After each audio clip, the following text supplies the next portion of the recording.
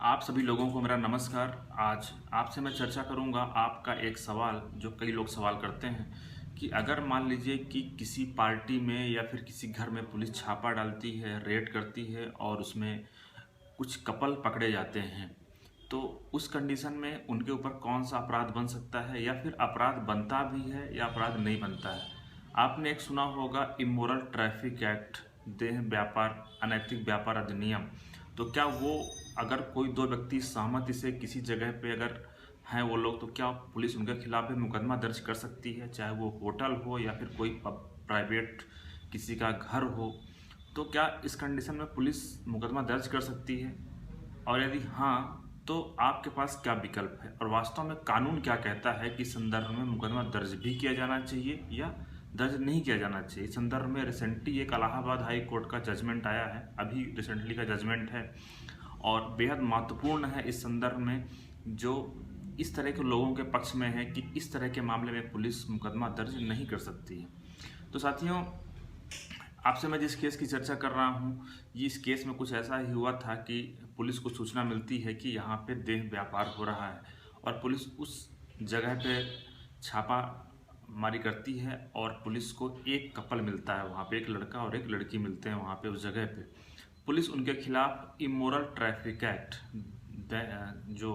हमारा अनैतिक व्यापार अधिनियम है, उसकी धारा 3, 4, 5, 7, 8 और 9 के अंतर्गत मुकदमा दर्ज कर लेती है। जो मामला है वो ट्रायल कोर्ट में पेंडिंग रहता है। उसी दौरान हाई कोर्ट में एफआईआर को रद्द करने के लिए पिटीशन लगाई जाती है, क्योंकि यहाँ पे मुकदमा बन ही नहीं रहा होता है प्रोस्टिट्यूशन का, देह व्यापार का, इमोरल ट्रैफिक एक्ट का। साथियों, इस मामले में आपको इस जजमेंट के माध्यम से समझने को मिलेगा कि वास्तव में हाई कोर्ट ने ये कहा भी कि यहाँ पे जो प्रोस्टिट्यूशन जो कहा जाता है, जो देह व्यापार जो कहा जाता है, वो उस तरह की एक्टिविटी यहाँ पे नहीं पाई गई थी। अब सामान्य सी भाषा में अगर आपको मैं बताऊं तो प्रोस्टिट्यूशन का मतलब होता है सेक्सुअल एक्सप्लॉयटेशन या फिर abuse of person for commercial benefit. मतलब कि या तो किसी व्यक्ति को सेक्सुअली एक्सप्लॉइट किया जाए तो आएगा प्रोस्टिट्यूशन की कैटेगरी में, या फिर किसी व्यक्ति का किसी लाभ कमाने के उद्देश्य से उसका उपयोग किया जाए तो वो आ सकता है प्रोस्टिट्यूशन की कैटेगरी में। लेकिन कोर्ट ने यहाँ पे, हाई कोर्ट ने इस महत्वपूर्ण जजमेंट में ये कहा कि जहाँ पे कोई एक व्यक्ति है, अपनी जो लस्ट है या फिर अपने एंटरटेनमेंट के लिए है, अगर वहाँ पे वो किसी महिला के साथ में है और उसको पैसे दे रहा है तो वो प्रोस्टिट्यूशन नहीं माना जाएगा। कई तरह के इस तरह के मामले आते हैं जिसमें कि पुलिस के द्वारा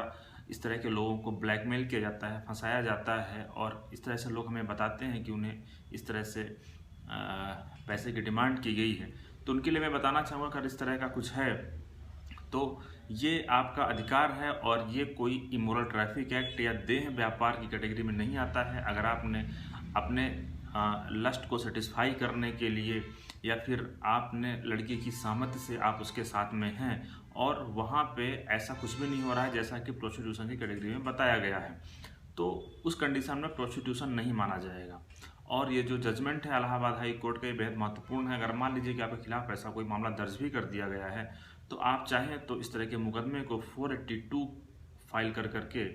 आप क्वेश करा सकते हैं। आपको पता होगा सीआरपीसी 482 जो है, अगर पुलिस के द्वारा कोई गलत मुकदमे दर्ज किए जाते हैं, पुलिस के द्वारा कहीं एब्यूज ऑफ लॉ के अंतर्गत कोई मुकदमा दर्ज किया जाता है, तो उस कंडीशन में हाई कोर्ट के पास ये पावर होता है कि हाई कोर्ट किसी भी केस को अगर ऐसा लगता है कि यहाँ पे वास्तव में लॉ का दुरुपयोग किया गया है, तो हाई कोर्ट के पास पावर है 482 सीआरपीसी के अंतर्गत ही हाई कोर्ट उसे रद्द कर सकती है। जैसा कि इस मामले में भी हुआ था। इस मामले में आरोपी के खिलाफ जो आरोप लगाए गए थे कि वो देह व्यापार की घटना में संलग्न है, तो हाई कोर्ट ने मुकदमे को समाप्त कर दिया, क्वैश कर दिया। तो आपको मैं कंक्लूड कर दूं, हमने आपको जो बताया वीडियो के माध्यम से कि अगर कहीं पे दो लोग स्वेच्छा से हैं, उनके बीच शारीरिक संबंध बने हैं, या फिर मान लीजिए कि कोई व्यक्ति है वो पैसे दे करके भी शारीरिक संबंध बना रहा है, लेकिन वो उसको सेक्सुअली एक्सप्लॉइट नहीं कर रहा है, या फिर उसको वो केवल एक प्रकार से, कई बार होता है कि लोग बंधक बना लेते हैं, बंधक बनाने के बाद इस तरह का जो व्यापार कराते हैं, वास्तव में वो होता है प्रोस्टिट्यूशन। जैसे आपने सुना होगा कि कई बार होता है कुछ लोग बाहर से कुछ महिलाओं को लेकर आते हैं, फिर उनके साथ मतलब उनके माध्यम से देह व्यापार कराते हैं, तो वो कहा जाता है प्रोस्टिट्यूशन। ना कि इस तरह से कि जहाँ दो लोग स्वेच्छा से हैं या फिर कोई व्यक्ति पैसा दे करके इस प्रकार से एक्टिविटी कर रहा है, तो प्रोस्टिट्यूशन की कैटेगरी में नहीं आएगा। मुझे उम्मीद है कि आपका जो सवाल था आपको उसका जवाब मिल गया होगा। धन्यवाद।